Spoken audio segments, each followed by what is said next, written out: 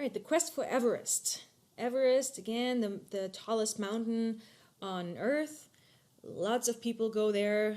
They're mainly going to Base Camp 1, maybe Base Camp 2. Very few actually make it up to the summit of Mount Everest.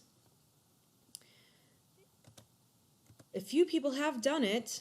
It was first successfully climbed in 1953, and those people, Sir Edmund Hillary and the Sherpa, they were using supplemental oxygen, so you can see the oxygen tanks on their backs here. Because the oxygen level is so low at those altitudes, it was believed that you couldn't do it without supplemental oxygen. But in fact, Reinhold Messner and Peter Habeler did it in 1978 without any oxygen. So those were the first people that made it up there. During the 20th century, there have been many attempts, and a few people got fairly close. Starting in 1905, with or without supplemental oxygen, people have tried it and have failed all the way up to 1933. These people were so close to the summit here. And then when oxygen was used in the 1950s and 1960s, finally people made it up to the summit. And then way later here, Messner and Habeler in 1978 without supplemental oxygen. There has been a research study at the U.S. Army Research Institute for Environmental Medicine.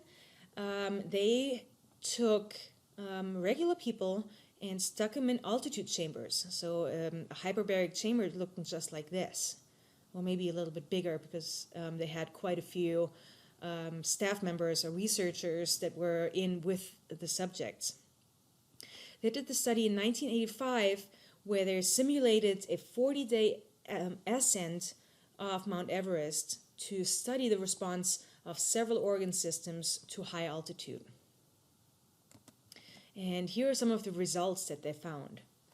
They were measuring VO2 max. So they actually had these people work, tested on a bicycle, on a stationary bike, and they measured their VO2 max right before they left for their simulated ascent, and then right when they came back down. And the VO2 max was 15.3 mils per kilograms per minute, which was only about 28% of the initial sea level values that they had during the pre-testing. And this was mainly due to the direct effects of hypoxia on oxygen transport. Gas pressures, PO2 was only about 28 millimeters mercury. Normal is 100. PCO2 is 10. Normal is about 40. So very much reduced gas pressures that are due, or that resulted in the reduced VO2 max. The lungs, there was a reduced gas exchange due to ventilation perfusion mismatching, and alveolar to capillary oxygen diffusion limitation. So the oxygen did not diffuse as well, especially during exercise. In the heart, surprisingly, there was not much changes in the heart due to the low PO2, due to the altitude. The structure and the function were still very much unaffected. Now, there was a reduced cardiac output, but that was mainly due to reduced metabolic demand of the heart. But in general, there was no real change in heart function or heart structure. Different in the skeletal muscle, we saw a lot of muscle atrophy. So the skeletal muscle actually just wasted away. But the muscle that was still there, that structure and function was also unaffected. Body composition, there was 9% of body weight loss during the 40 days only, 9% of weight loss. and 67% of that weight loss came from the muscle. So the majority was really the muscle atrophy, the muscle wasting away. And this was despite them being on an unrestricted diet. And this decrease in VO2 max that I just told you about, they've done a few studies, not just at simulated altitude, but also at the actual Mount Everest expeditions. They also measured VO2 max in the field.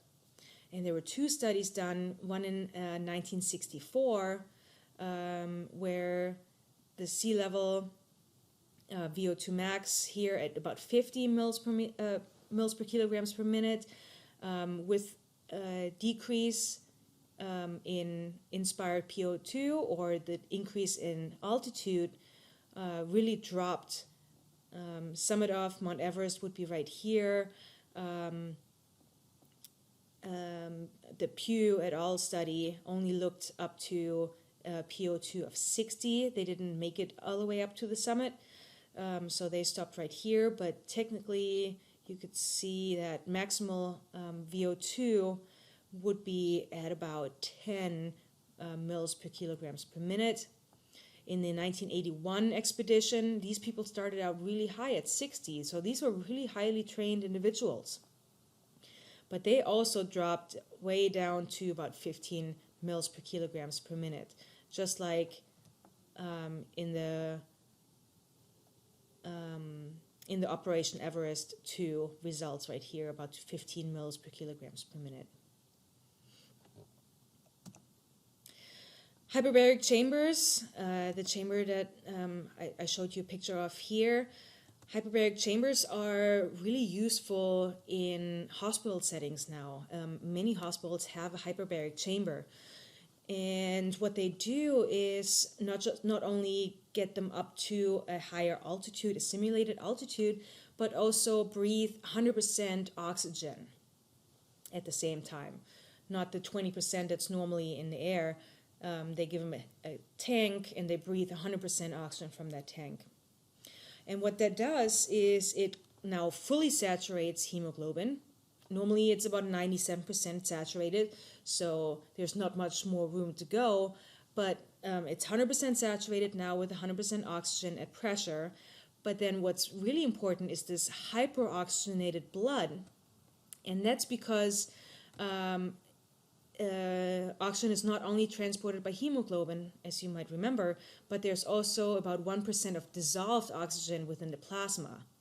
And breathing 100% oxygen at pressure will actually force more oxygen to be dissolved in the plasma. So it's hyperoxygenated blood. And getting this oxygen to the areas to be treated, this oxygen helps fight bacteria and stimulates the release of substances that are called growth hormones or growth factors and stem cells to promote healing.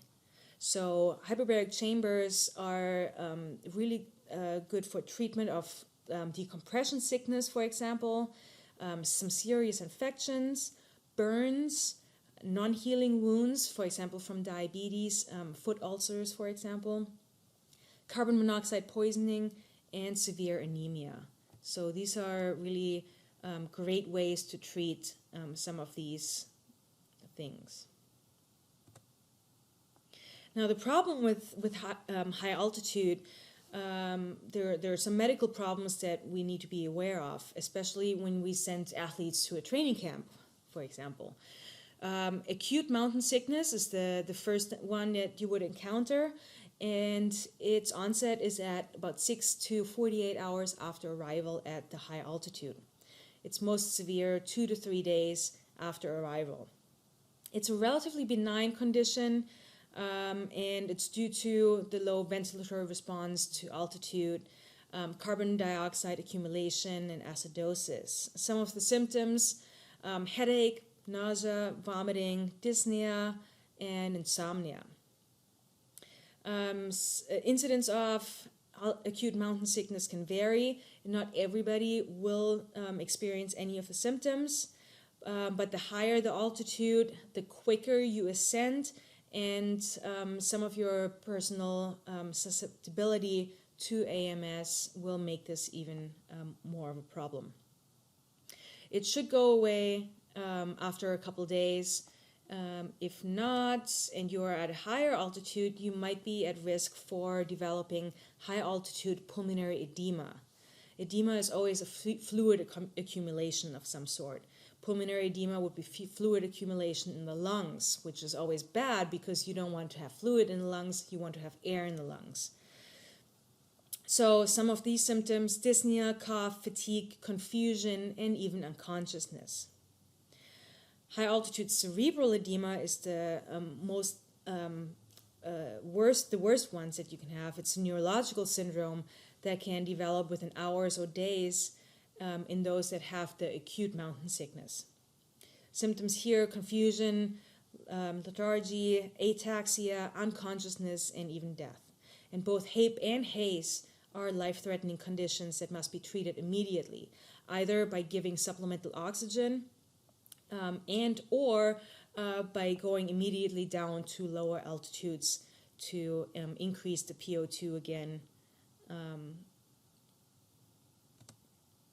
And just one last comment here, a first-hand account of what it's like on top of Mount Everest. This was the guy, Jim Whittaker, who reached the peak in 1963. And he put it like this: put a pillow over your mouth and try and breathe through it as you're running. That's how it felt like when these people tried to reach the summit. And the people here that came really close, they were about 300 meters from the summit, and they just had to turn around because they just could not take it anymore. They needed to go to lower altitudes and abort the mission.